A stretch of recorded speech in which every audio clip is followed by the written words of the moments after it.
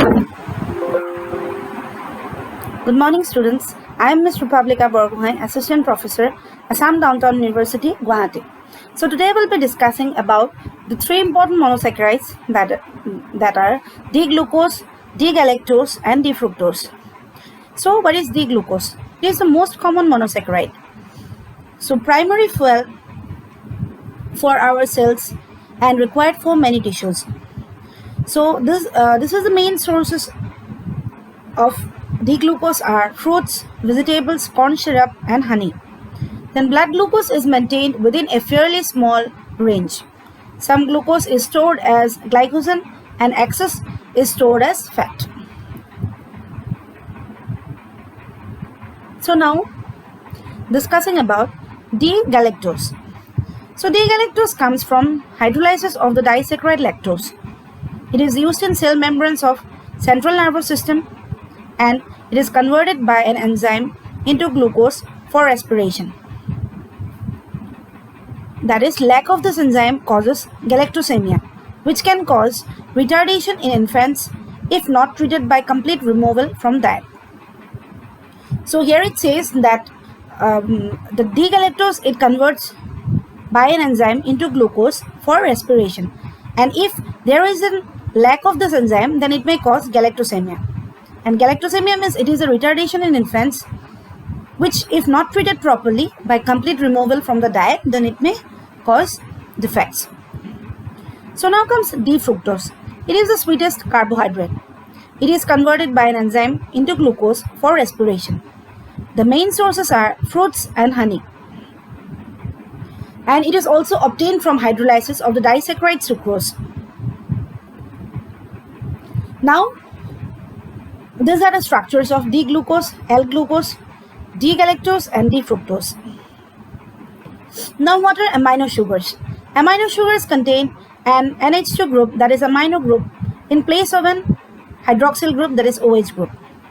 Only three amino sugars are common in nature, that is D-glucosamine, D-manosamine, and D-galactosamine.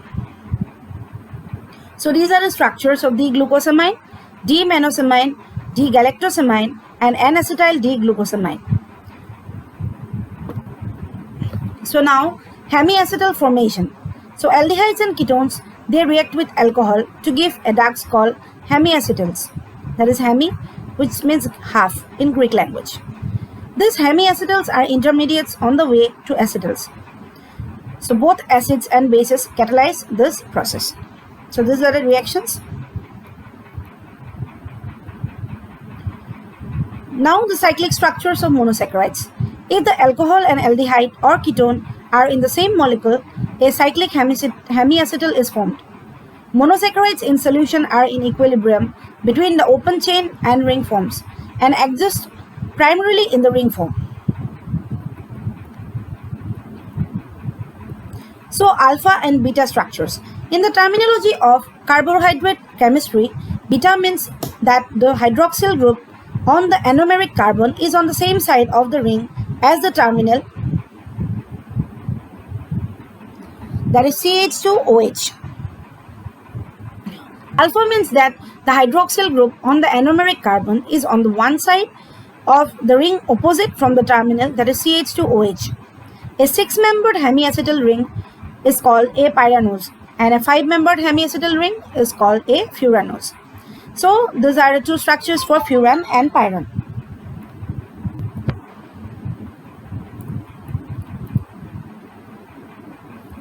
So Haworth projections. Aldopentoses also form cyclic hemiacetals.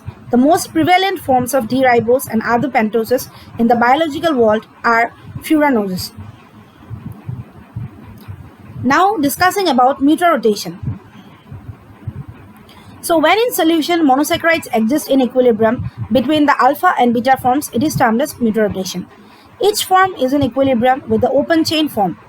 The process by which it goes back and forth is called mutation.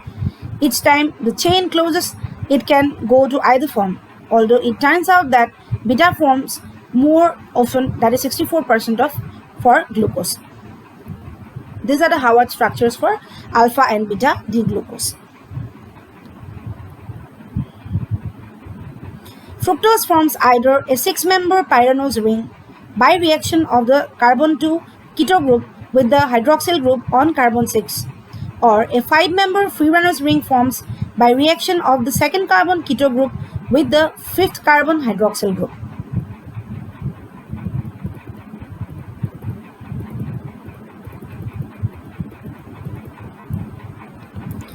So, in my next video, I will be discussing about what is lactose, sucrose, maltose, disaccharides, and also the identification tests.